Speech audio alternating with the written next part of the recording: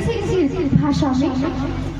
तो उनका जन्म कुंभज से हुआ, इसीलिए उनका नाम कुंभज ऋषि ही पड़ा। अच्छा, कौन गया कथा सुनने? भगवान भोलेनाथ। किसके पास गए? अगस्त ऋषि के पास। और अकेले नहीं गए, कौन गया था साथ में? संग सती जगत जननी भवानी। कौन गया? जगत जननी सती मैया कथा सुनने के लिए गए। किसके पास गए? अगस्त ऋषि के पास। अब महाराज जैसे ही अगस्त ऋषि के पास पहुंचे, तो अगस्त ऋषि ने जैसे ही आज भोलेनाथ जी को देखा तो इतने प्रसन्न हुए कि अपने आसन से उठ करके खड़े हुए।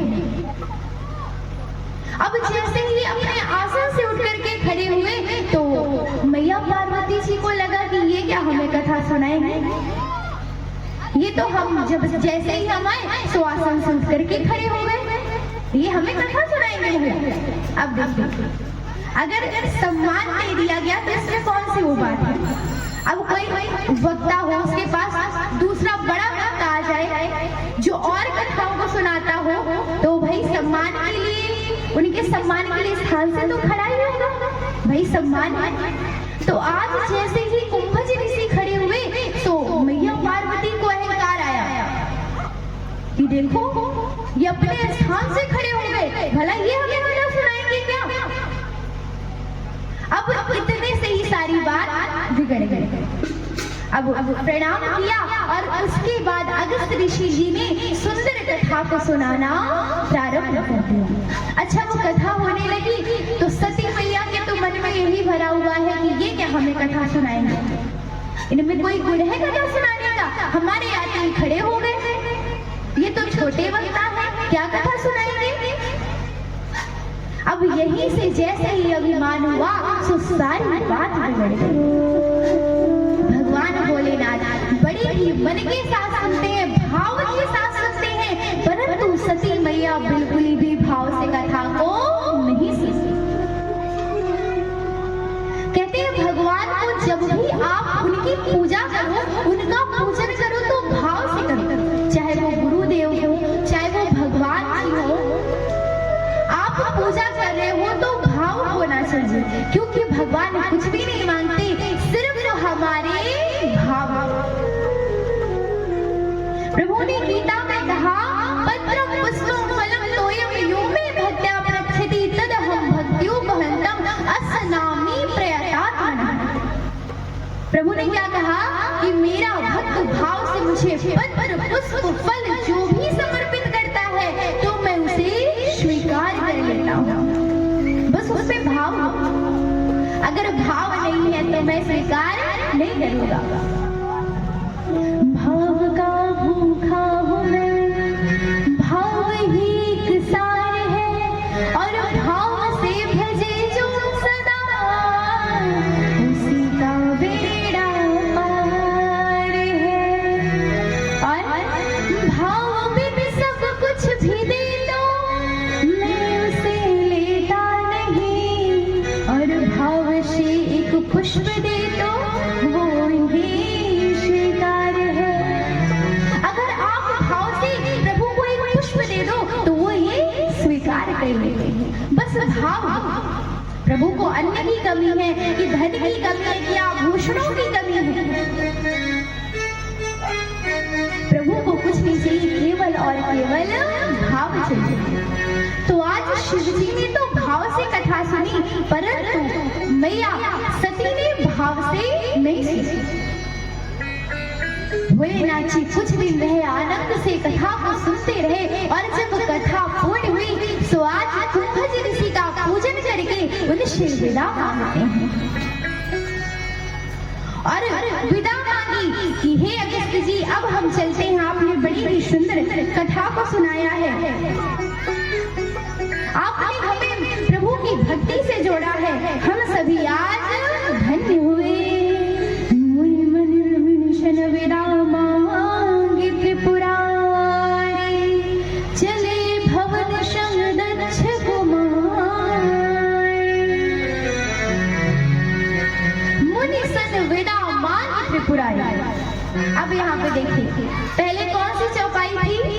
एक बार त्रेता जुग माही सिपाही, संग सती जग जननी भवानी, पूजे ऋषि अखिलेश्वर जाने। शंभु, पहली चौपाई में नाम ले लिया गया शंभु। प्रभु त्रिपुरारी है लेकिन छोटा नाम दिया गया, और सती मैया जिनका छोटा नाम उन्हें बोला गया जगत जननी। मतलब कि जब हम कहीं कथा सुनने जाएं तो हमें छोटा बन के जाना चाहिए। अब हम चाहे डीएम के पद में हो, चाहे हम जज, चाहे हम कोई भी जॉब करते हो, लेकिन यदि हम गुरुदेव के घर जाएं, भगवान की कथा को सुनने जाएं तो छोटे बन के जाएं। कैसे बन के जाएं? छोटे। कोई यही कार्य नहीं, बिल्कुल मन में निर्मलता होनी चाहिए। और देखिए भोलेनाथ छोटे बन के गए थे, तो जब कथा को सुना और कथा को सुन करके वहां से प्रभु आते हैं तो त्रिपुरारी शब्द प्रयोग किया गया। मतलब कि शंभु बन के गए थे और त्रिपुरारी बन करके आते हैं। और सती मैया जगत जननी बन के गई थी और दक्ष कुमारी बन के आती है। अच्छा, दक्ष कुमारी, दक्ष का अर्थ क्या होता है? किसी को पता है? दक्ष का अर्थ, दक्ष किसे कहते हैं? दक्ष का अर्थ क्या है? होशियार, चतुर। जो चतुर हो वो दक्ष। दक्ष का अर्थ है चतुर। तो अब सती मैया के मन में ऐसा विकार ही आया, उन्हें लग रहा था कि मुझसे ज्यादा होशियार तो कोई है ही नहीं, दक्ष कुमारी। अब जैसे ही आज प्रणाम करके वहां से भोलेनाथ जी मैया पार्वती जी आए, तो प्रभु जैसे ही कैलाश को जा रहे थे तो अचानक से उनकी दृष्टि नीचे की ओर पड़ी। तो वहां पे प्रभु ने देखा कि भगवान श्री रामचंद्र जी अपनी सुंदर लीला कर रहे हैं, जिसमें माता सीता का हरण हो गया है और वो माँ सिया जी को ढूंढने के लिए वन वन विचरण कर रहे हैं। आज जैसे ही भोलेनाथ जी ने देखा तो नीचे देख करके प्रणाम करते हैं। सच्चिदानंद स्वरूप प्रभु की जय हो। सच्चिदानंद स्वरूप प्रभु को मैं प्रणाम करता हूँ। प्रभु श्री राम का स्वरूप कैसा है? सच्चिदानंद स्वरूप है, सच्चित और आनंद। सच्चिदानंद 3 शब्दों से मिलकर बना, सच्चित और आनंद।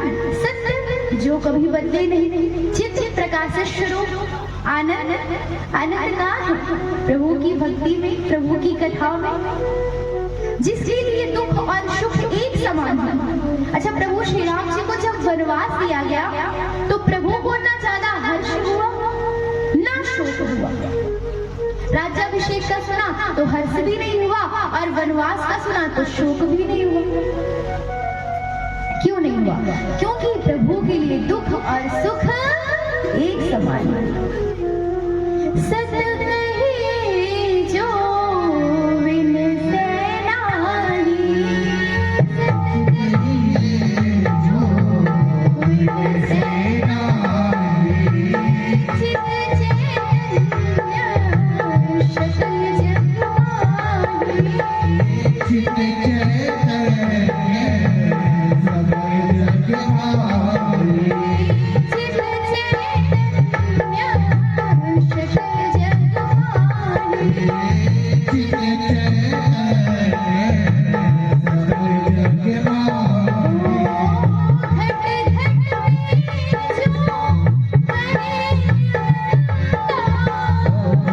घट में जो करे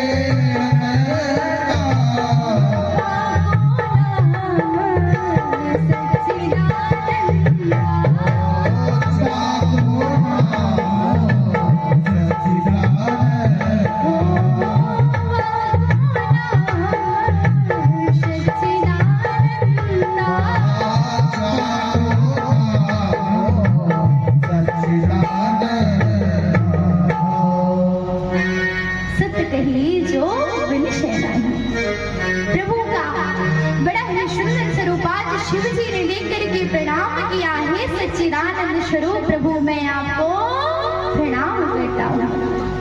अब मैया सती ने देखा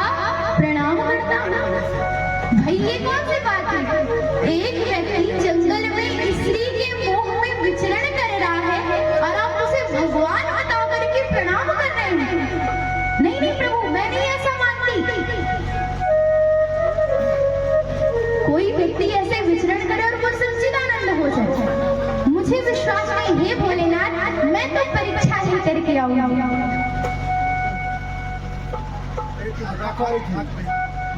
मैं बिना परीक्षा लिए नहीं मान सकती।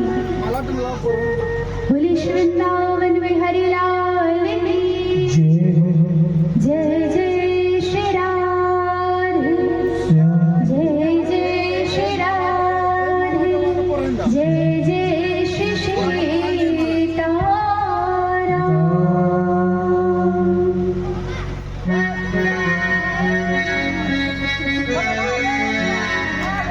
एक बार तालियां बजा दीजिए मैया के लिए जो है। जैसा कि भैया ने बताया, माता जी जो है 12 महीना सेवा करते हैं माता रानी की।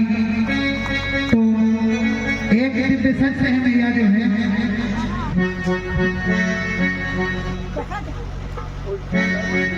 जी जी राम राम राम राम राम राम। जादू भरी तेरी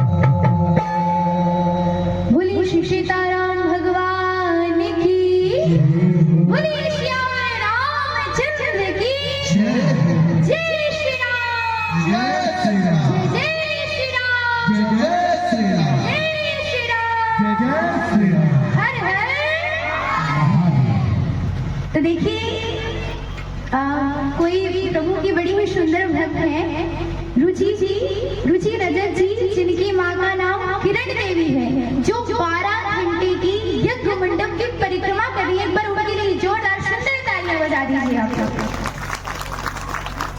देखिए ऐसी भक्ति भी तो होनी चाहिए। जैसे देखिए माँ जी, इनका बहुत बहुत स्वागत है। माँ जी के लिए सुंदर तालियां जैसी सेवा कर रही है, तो बहुत ही सुंदर बात है। प्रभु की भी भक्ति करना, सेवा करना बहुत ही शुभ मिलता है। हम सभी को सबको करना चाहिए। प्रभु इसी प्रकार सब पे कृपा बनाए रखे। आइए हम सभी आगे की कथा का श्रवण पान करते हैं। राधे श्री राधे। तो देखिए आज जैसे ही प्रभु भोलेनाथ जी ने नीचे प्रभु को देखा तो सच्चिदानंद स्वरूप कह करके प्रणाम किया, लेकिन सती मैया के मन में संदेह हो गया, नहीं प्रभु मैं नहीं मानती, मैं परीक्षा लूंगी तब जा करके मानूंगी, ऐसे मुझे नहीं विश्वास होगा। तो प्रभु ने कहा ठीक है सती, जब आपको विश्वास नहीं हो रहा तो जाइए परीक्षा ले लीजिए। जो तुम्हारे मन अति संदेह हो तो तुम जाइए परीक्षा ले। ठीक है सती लगी, यदि आपके मन में विश्वास नहीं हो रहा तो आप जाइए और परीक्षा ले लीजिए। अब सती मैया जैसे ही गई, सीता मैया का वेश बनाया। किसका वेश बनाया? सीता मैया। जोर से बोलिए ना जरा, सीता मैया का। अच्छा वेश तो बना लिया परंतु स्वभाव नहीं बना पाया। वेश तो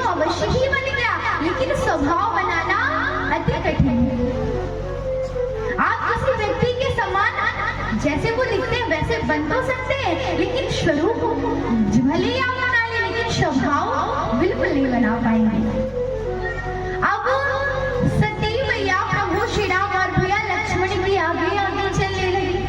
अब भैया लक्ष्मण ने जैसे ही देखा सुविचार करते कि माता सीता आगे कभी नहीं चल सकती, स्वभाव, क्योंकि माता सीता सदैव प्रभु श्री राम के पीछे चलती थी। ना तो भैया लक्ष्मण को वो सती के रूप में दिखाई दी, ना ही सीता के रूप में दिखाई दी, लेकिन प्रभु श्री राम जी वो तो अंतर्यामी तुरंत पहचान गए। जोरी पानी प्रभु कीन प्रणाम, पिता समेत लीन निज नाम। प्रभु ने हाथ जोड़े और प्रणाम किया। माँ, आप यहाँ क्या कर रही हैं? आपको बार बार प्रणाम करता हूँ, कोटि कोटि वंदन, पिताश्री कहाँ हैं? अब मैया सती ने जैसे ही सुना, सो महाराज अब आप कोई वेश बदल के जाओ, कोई जान जाए तो शर्म लगती है।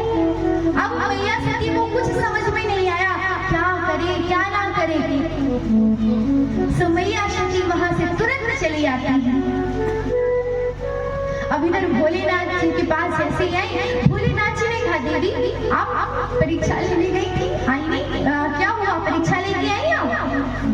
तो मैया सती ने कहा नहीं महाराज, गए तो थे प्रभु, लेकिन परीक्षा नहीं लिया, कीन प्रणाम तुम्हारी लाई, कछु परीक्षा ना लीन गोसाई, कीन प्रणाम तुम्हारी। हे प्रभु, हमने कोई परीक्षा नहीं ली, जिस प्रकार से आपने प्रणाम किया था आप वहां जाके केवल प्रणाम कराया। अब प्रभु ने जैसे ही ध्यान लगाया तो देखा क्या, ये तो परीक्षा लेके आई है।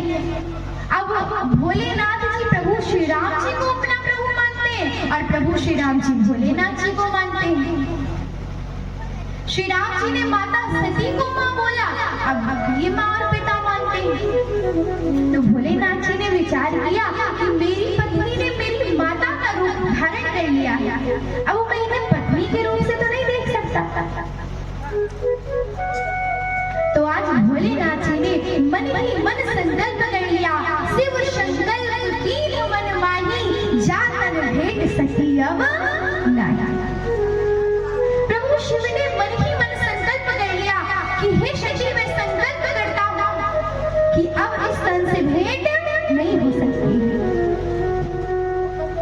प्रभु शिव जी ने सुंदर सी लीला करी है और इधर जो राजा दक्ष है, मैया सती के पिताश्री, उन्होंने एक सुंदर यज्ञ का आयोजन किया जिसमें सभी को तो बुलाया, परंतु केवल भोलेनाथ जी का निमंत्रण नहीं दिया। सबका निमंत्रण दिया, केवल भोलेनाथ जी को छोड़ के। अब इधर देवता भी कम नहीं है। अब जिस दिन यज्ञ का दिन आया, सो देवता विमान पर आरूढ़ होकर के कैलाश के ऊपर से निकल रहे हैं। अब मैया सती जी ने देखा, अरे महाराज, पूछ लिया भाई, कोई भी देखे, एक विमान गया, दूसरा विमान गया, उनसे रहा नहीं गया, और उन्होंने पूछा कि देवताओं क्या बात है कि इस प्रकार से आपका विमान जा रहा है? तो जब मैया सती ने पूछा तो देवताओं ने बताया, अरे भैया आपको नहीं पता क्या, आपके पिताजी के घर में बहुत बड़ा यज्ञ हो रहा है, आप जानती नहीं है? मैया सती ने कहा नहीं, मुझे पता है, वो तो बस पैसे पूछ लीजिए, आप वहां जा रहे हैं कहीं और जा रहे हैं। तो देवता ने कहा अच्छा अच्छा अच्छा। अब देवता तो कह के चले गए, इधर सती मैया को विश्वास ना हो। देखिए गौ माता भी परिक्रमा लगा रही है। अब प्रभु की कथा हो और गौ माता ना, ऐसा हो भी नहीं सकता। तो आज मैया सती प्रभु शिव के पास पहुंची, प्रभु मेरे पिताश्री सुंदर यज्ञ का आयोजन कर रहे हैं और मैं वहां जाना चाहती हूँ, बहुत इच्छा है वहां जाने की। प्रभु ने कहा अच्छा। प्रभु ने कहा देखो सती, ऐसा है हम सभी को निमंत्रण नहीं आया वहां से, और कहते हैं कि बिना निमंत्रण के जाना नहीं चाहिए, नहीं तो बिना निमंत्रण के यदि आप जाओ तो अपमान जरूर होता है। ये तो सत्य बात है ना भैया। अगर कहीं पे निमंत्रण ना हो और आप निमंत्रण में पहुंच जाओ तुरंत अपमान हो जाएगा।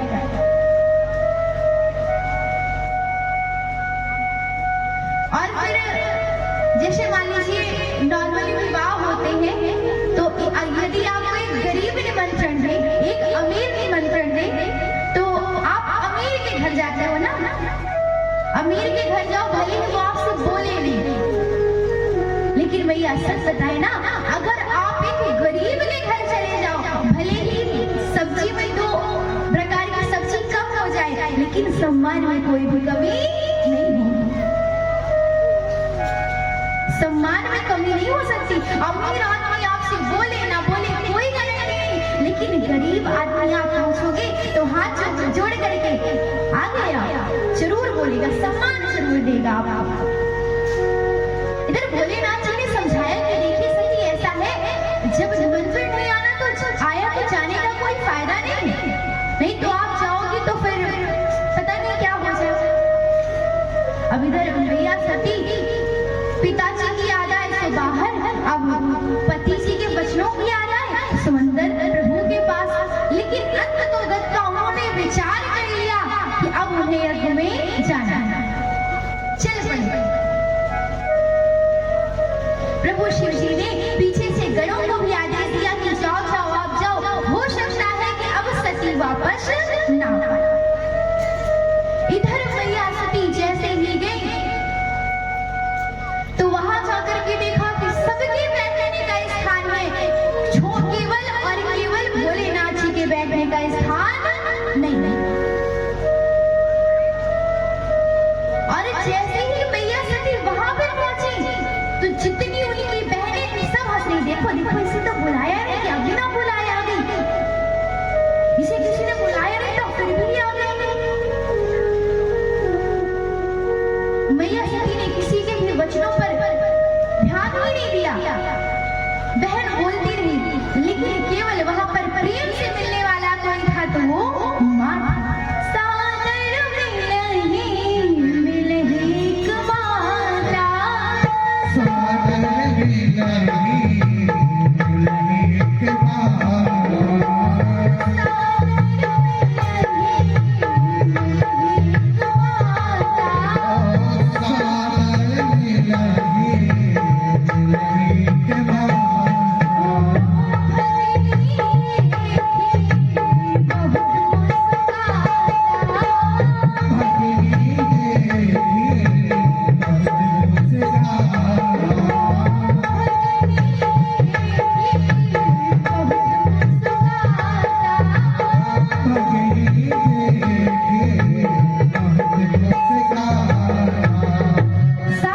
मिलही माता और भगनी देखी बहुत मुस्कुराता। प्रेम से कौन मिला? माता। अच्छा, माँ का जो प्रेम है ना अलग प्रकार का, केवल माँ प्रेम से मिली, बाकी जो उनकी बहनें थी वो तो हंस रही। माँ सती ने ध्यान नहीं दिया, आगे जाकर देखा सबके बैठने का स्थान केवल और केवल स्थान नहीं था तो वो भोलेनाथ का स्थान। अब मैया सती को क्रोध आया, पिताजी से बोलने लगी, पिताजी ये क्या है? आपने सबके बैठने का तो स्थान दिया है, केवल मेरे प्रभु के बैठने का कोई भी स्थान नहीं दिया है। अच्छा, आप लोग इस कथा को ध्यान से सुनिएगा। हमने कल बताया था ना प्रॉफिट कि शिव जी के सुंदर इस कथा को जो भी व्यक्ति सुनता है, अभी देखिए विवाह की कथा भी सुनेंगे, तो जिसका विवाह नहीं होता उसका विवाह हो जाता है, जिसके कार्य नहीं सिद्ध होते तो उसके कार्य भी सिद्ध हो जाते हैं। तो इसीलिए मन से सुनेंगे आप लोग। तो आज अपने पिताजी से जाकर बोला कि पिताजी ये क्या है? सबके बैठने का स्थान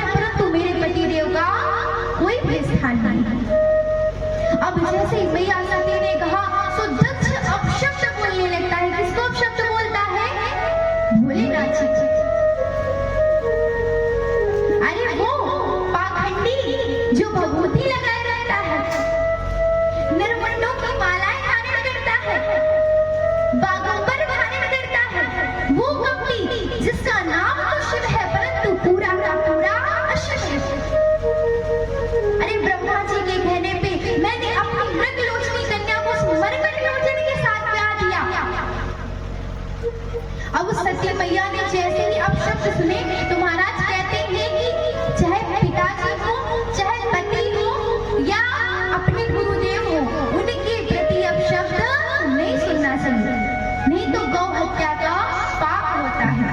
हरे हरे नंदा सुनहि जिगाना, हरे हरे वीरा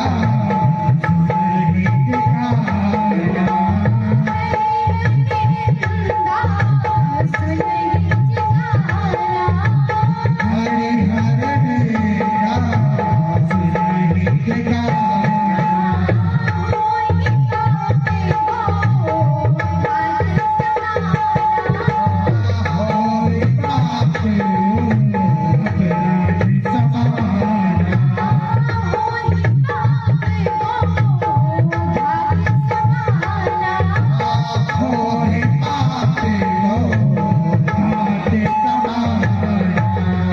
क्या कहा गया? हरि हरि निंदा सुनहि जिगाना, मोहि पाप गो घात समन। कहते हैं अपने कानों से यदि कोई हमारे पिताजी की बुराई करे या पति की बुराई करे या तो फिर गुरुदेव की बुराई करे तो सुनना नहीं चाहिए। या सामर्थ्य हो तो आप जवाब दो, अगर सामर्थ्य नहीं है तो वहां से आप चले जाओ, लेकिन निंदा ना सुनो, बुराई ना सुनो उनकी, नहीं तो गौ हत्या का पाप लगता है। अभी देखिए यहाँ पे गुरुदेव के घर की बात आई है तो एक बात बड़ी सुंदर याद आ रही है। कहते हैं कि जब भी हम गुरुदेव जी के घर जाए या मंदिर जाए या कहीं कथा में जाए तो खाली हाथ नहीं जाना चाहिए, कुछ न कुछ प्रसाद स्वरूप लेकर के अवश्य जाना चाहिए। खाली हाथ जाने से हमको पाप लगता है, यदि हम वहां पे खाली हाथ चले जाएं तो पाप लगेगा। कहते हैं प्रभु ने हमको जिस तरह का दिया है, हमको जैसी सामर्थ्यता दी है उसके अनुसार कुछ ना कुछ जो भी हमसे बड़ी बड़ी प्रसाद स्वरूप में हम ले करके जाए। और हमने आपको कल एक रूल भी बताया था और आज भी अभी शुरुआत में बताया कि जब भी आप घर से आए, जो भी समय हो, भाई देखिए आप लोग अपने समय के अनुसार आते हैं, लेकिन शुरुआत से आना चाहिए और लास्ट तक रह के प्रसाद लेके जाना चाहिए। अच्छा, हमने कल प्रसाद का फुल फॉर्म बताया था ना, किसी किसी याद है? अच्छा, भैया लोगों को याद है। कितने अक्षर होते हैं? कितने? 3 अक्षर। अच्छा, कौन कौन से? प्रा, शा और दा।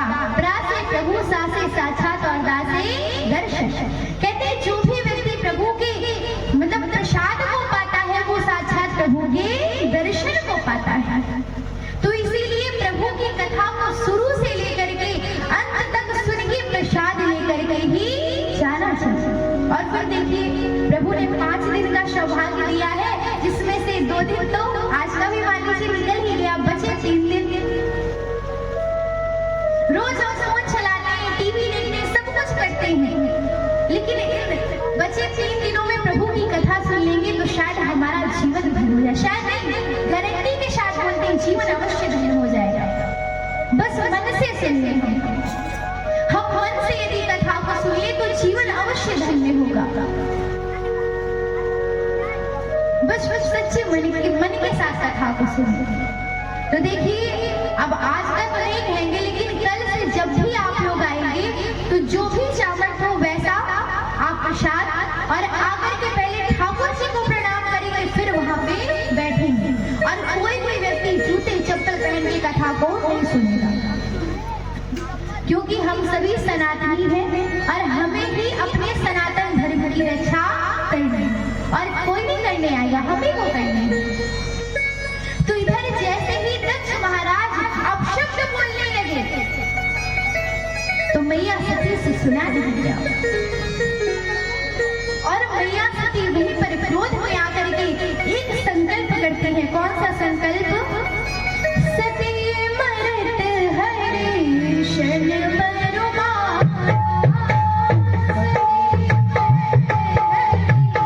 सन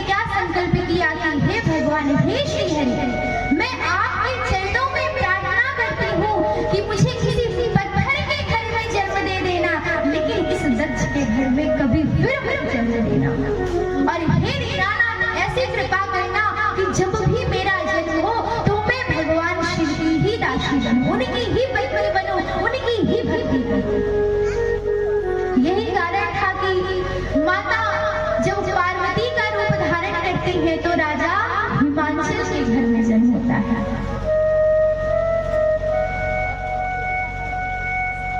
तो इधर माता सती ने संकल्प किया और यज्ञ देवता को प्रणाम करके उसी में कूद करके अपने प्राणों का त्याग कर देती हैं। अब जैसे ही मैया सती ने प्राणों का त्याग कर दिया, हाहाकार मच गया।